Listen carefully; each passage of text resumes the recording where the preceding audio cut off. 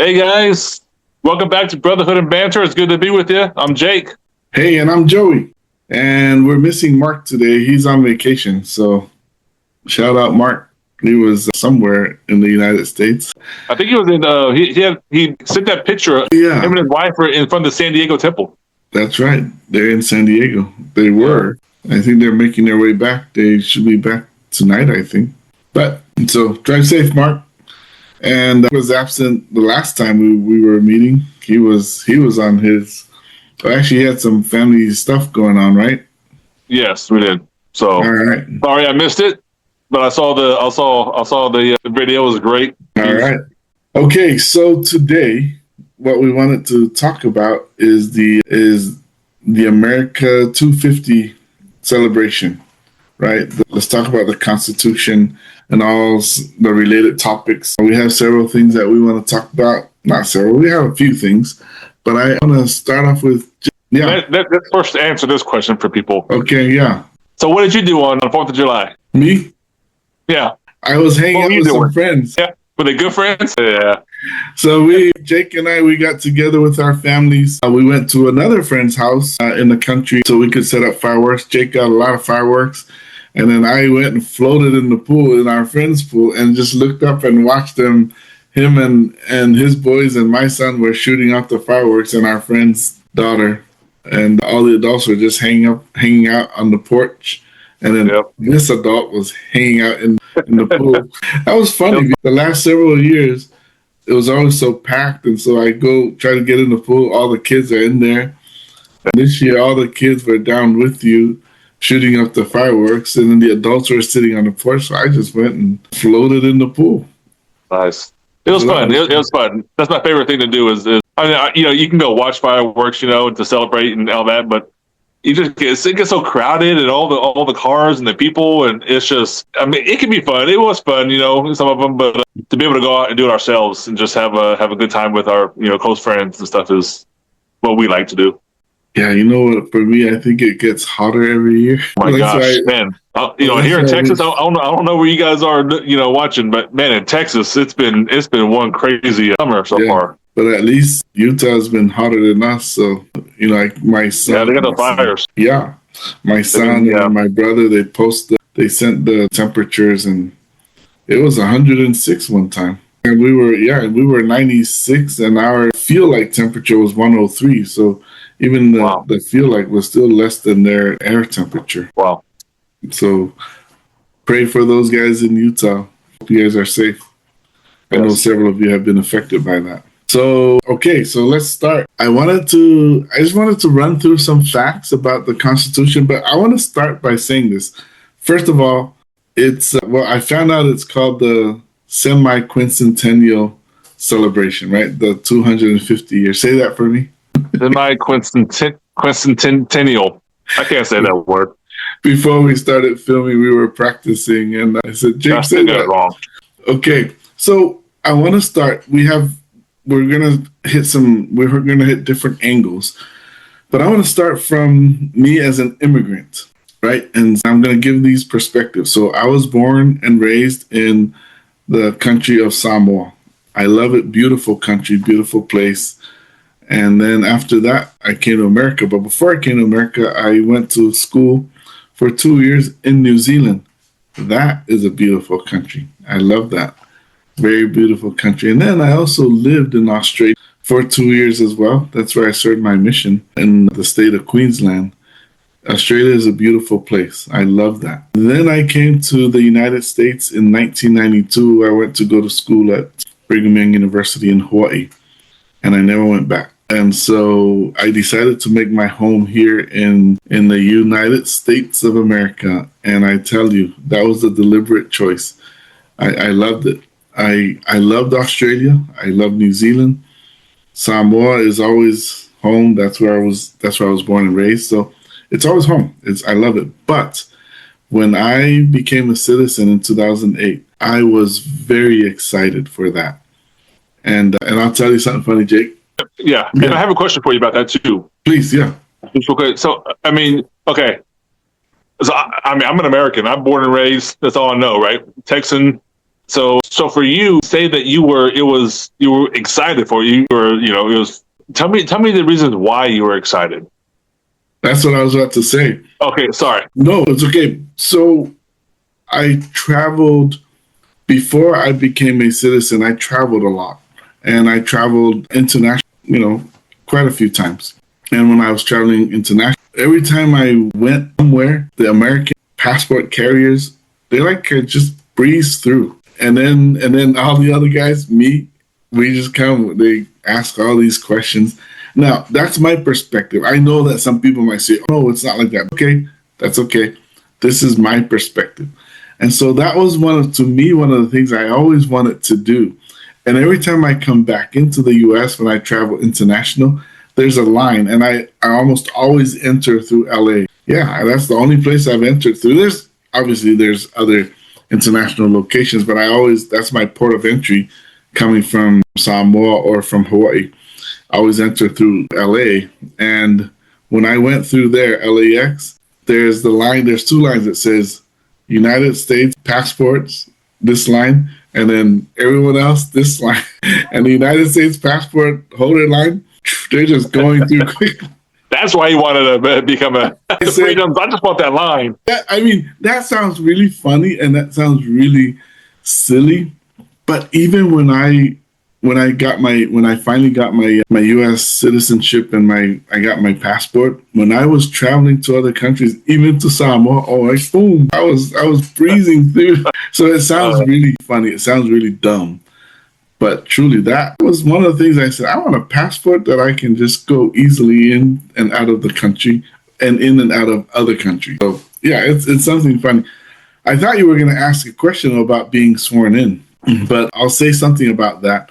When I was sworn in, they prepare you for it, and they said, you're going to denounce your country that you're coming from, and then you're going to accept the sole citizenship into the United States. And then I asked them, I said, I thought there's a thing called dual citizenship. And the lady goes, no. I said, I keep hearing about it. And she says, yeah, for Samoa. And she wasn't saying for Samoa only, but she just said, when we do your country, you got to denounce, or when we do your swearing in, you got to denounce your citizenship of your other country. Again, whichever country you're coming from. For me, it just happens to be my country of birth. Yeah. And I said, so I was prepared for it. And when I got there to be sworn in, I cannot remember if it was one of my kids or my wife that said, wow, Dad, you're going to denounce being a Samoan. Does that make you sad? And here was my answer. I said, I am always a Samoan. I look, talk, and act Samoan, I guess, because that's what people tell me. But even more, I speak Samoan. I know the Samoan culture. I know the Samoan way. So I am Samoan, but my country of citizenship is American, and I'm proud to represent America. And that's why you and I have talked a lot about this, right? When people complain and say, America this, America that, and I said, if I invite you to go move and live in Samoa or another country, I say Samoa because that's where I came from. Yeah. I said, I think you might want to, when people say, why you don't like America or America, well, okay, I'll say this. The celebrities that have said, I'm going to leave America because whatever their reason is. Yeah. And I always want to say to them, if you do, go live in the country that you're going to the way they live. Don't go take all of your stuff. Go live the way they live.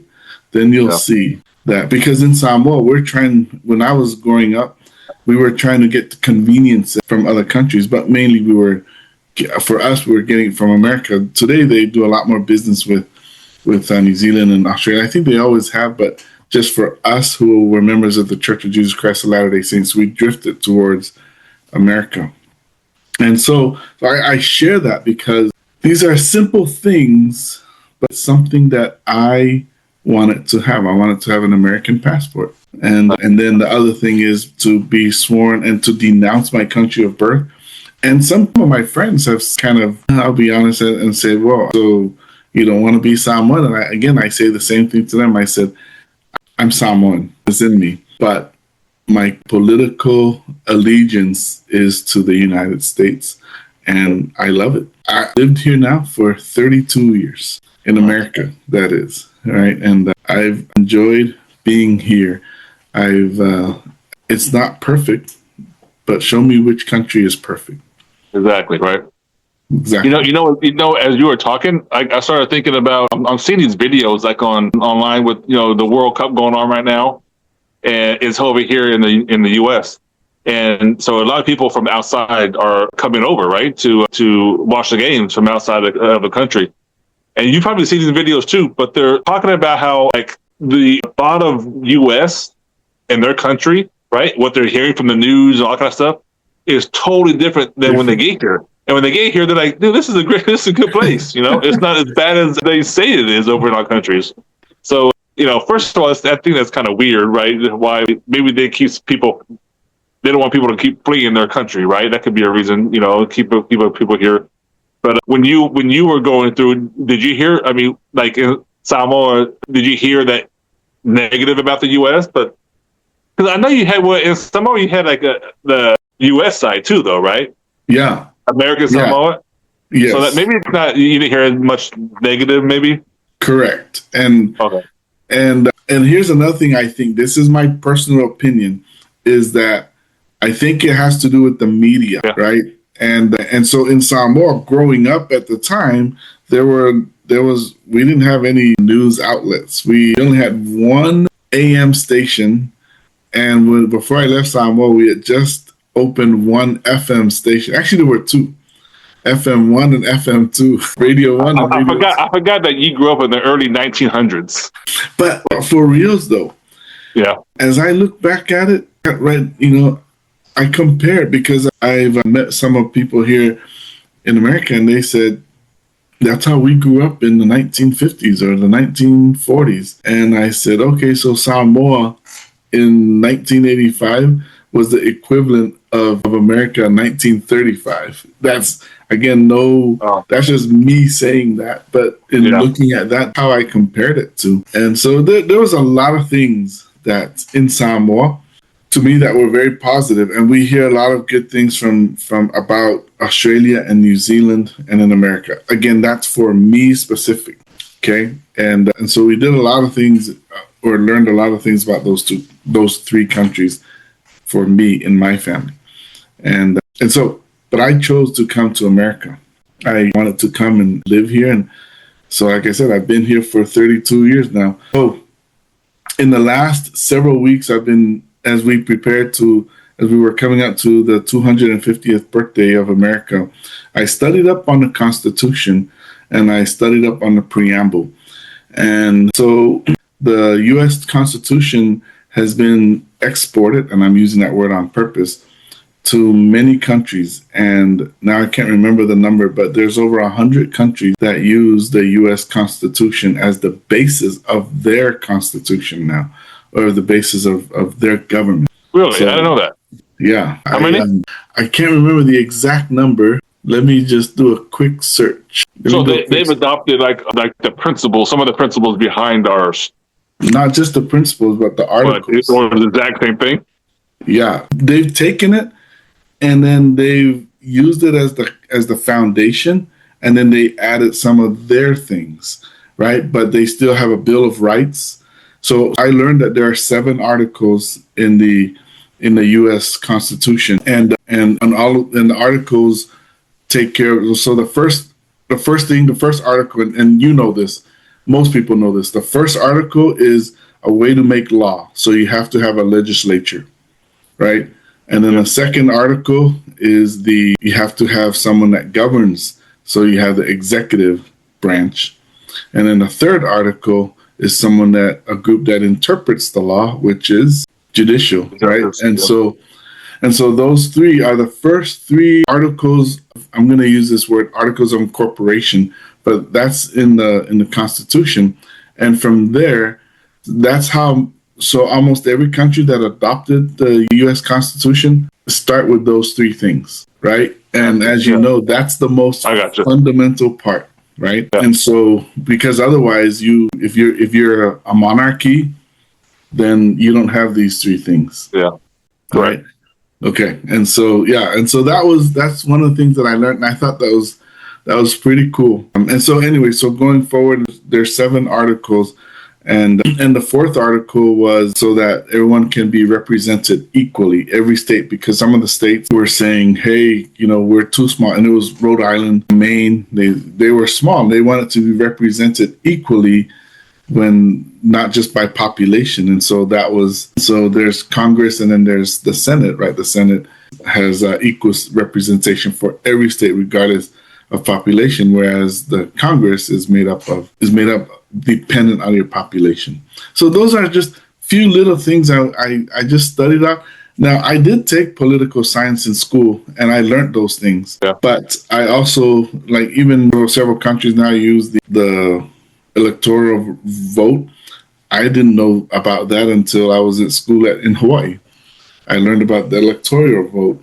That was something brand new to me. Had no idea what that was. So I want to read out these fun facts. These are just some of the things that I kind of learned and looked at.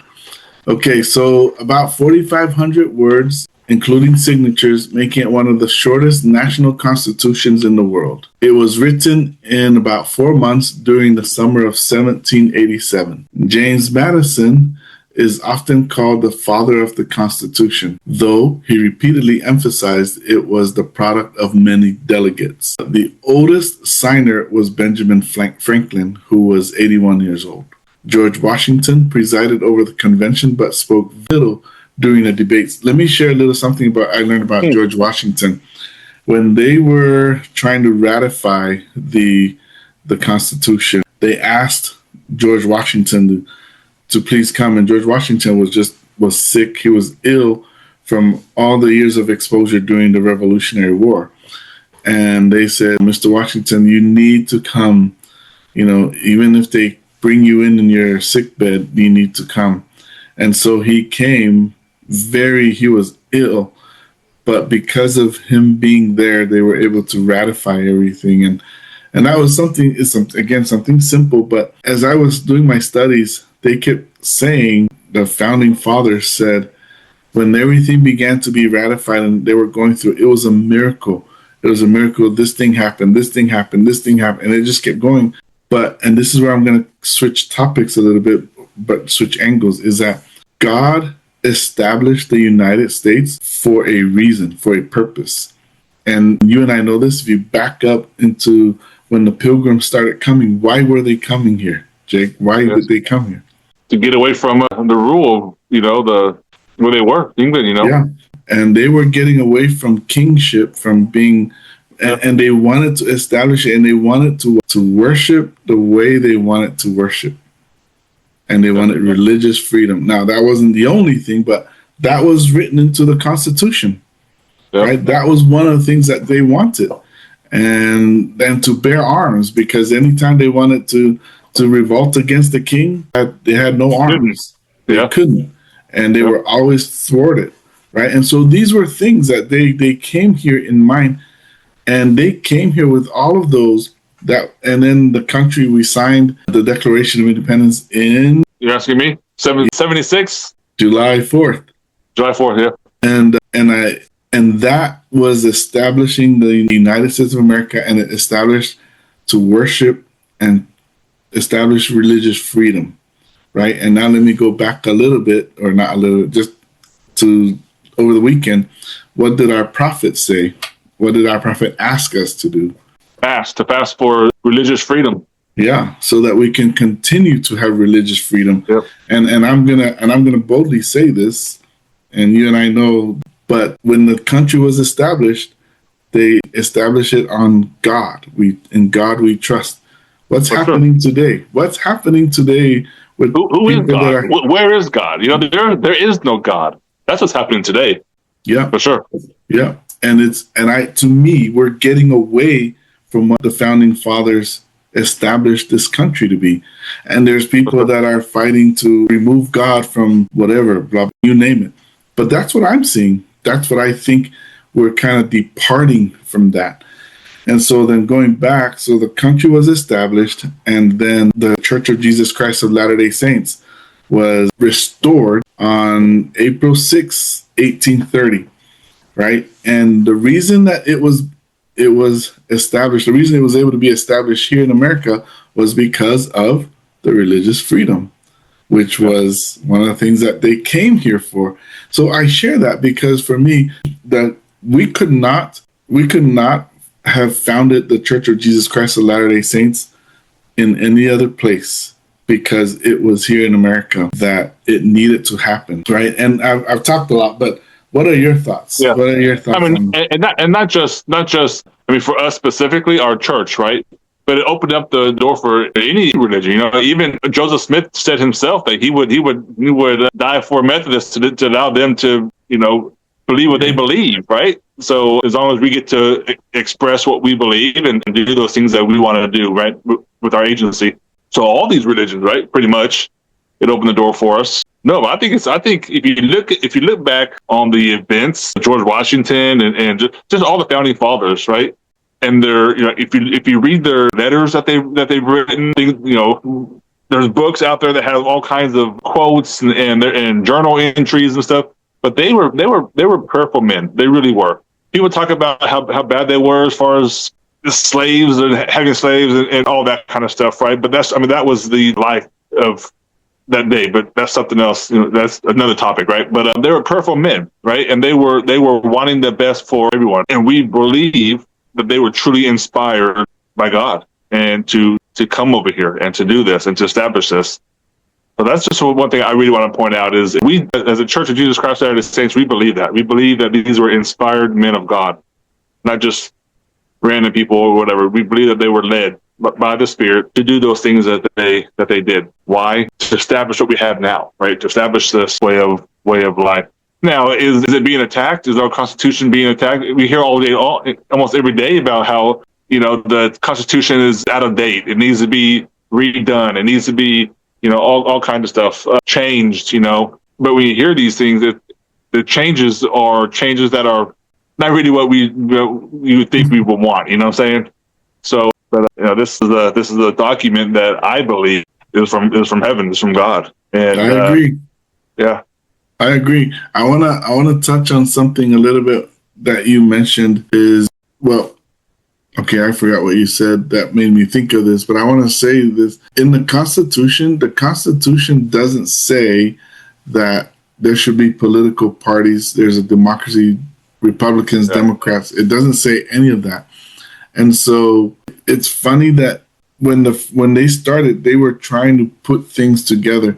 And then the Bill of Rights, that's another article, which was, I think, the 5th or 6th article, I can't remember. But it is the Bill of Rights is where a lot of those things were introduced, right? Things about voting and whatever it is. But those are little things that made the Constitution a living document. You and I definitely are not Constitution experts, but I've been just learning about it.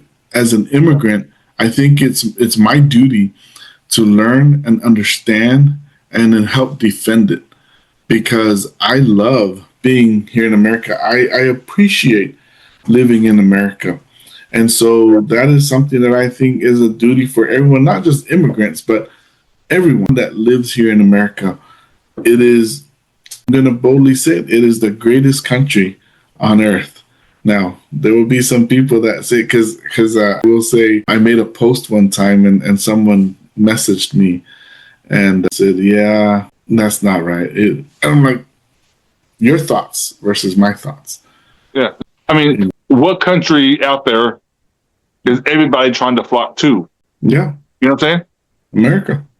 Yeah. You don't see Americans trying to get out. You know, like you were talking about the celebrities and stuff. Do they really go? No, they stay here because this is where the land of the choices and everything, right? And but yeah, this is the country people are trying to come to all the time. Yeah. Right. Yeah, and and like I said, I've lived in only 3 countries, this being the 4th, and I love those other countries. They're not bad. I love them. I love being there. But I chose to come to America just because this is where I thought I need to be, and for no other reason than because I felt I was led here and to come here and to build my family. Now, there are people that don't feel that way, and they'll live in other countries. Hey, more power to you. I'm just expressing my thoughts, my views. So, now I don't want to get into any like political stuff, right? Really, but the Constitution was brought about, right? The founders, our founding fathers, they brought it about. One reason why is so it can limit the government, right, and give the power to the people. yeah, That's what they've always wanted, right? Because where they that's came the from, preamble. it was. Yeah, you're right, but it was We the people. they had to do it this way, right? Because that's what the kings, queens, what they say is how it has to happen. So they got away from that, right? They wanted the power to be to us. So, and you see government now though, and it's kind of gotten away from that, right? The government, there's a lot of push for no, we need to have more control. Our government needs more control to help us, whether it's feed us, clothe us, whatever it is, do things, healthcare, whatever the case may be. But that push is slowly sinking in, and it has been slowly sinking in, to try to get the government to bigger than it should be, right? And maybe that's why people, I don't know, they hear how what we have, right? What we have, the freedoms, and what maybe our government gives, so that's where they want to come, right? That's a fine line, right? Is it really bad for a government to help people? No, that's what governments are supposed to help for the general public, for everybody. Yeah, but not to control people. They provide programs that help people, the general public. And that's also stated in the preamble. I've been memorizing the preamble. I can't do it all the way through. Go ahead, do it. Tell us, show us.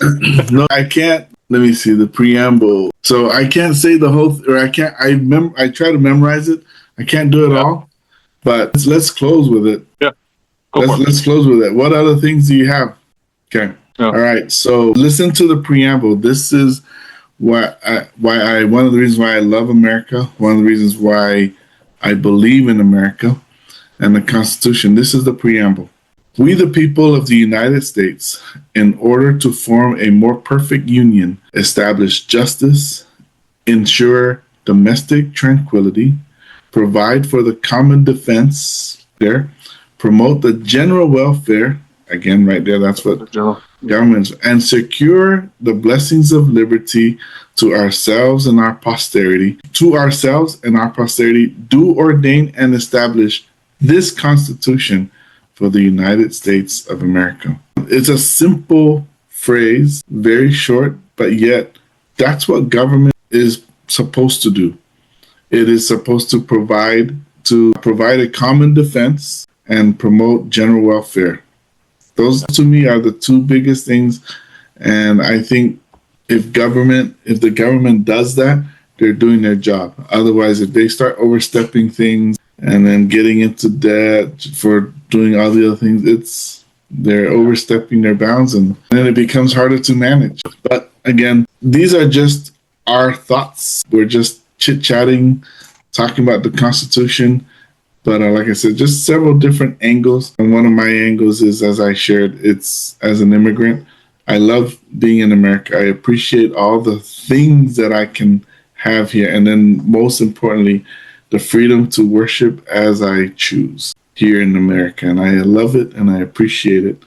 And even I have my friends here. I love it. Thank you. All right, guys. Well, thanks for tuning in for another episode of Brotherhood and Banter. Please be sure to like, subscribe, share this page, let everybody know about it. And we'll see you next time. Yeah, thank you. And if you have any questions or comments, we respond to every comment that people put on here. So thank you again.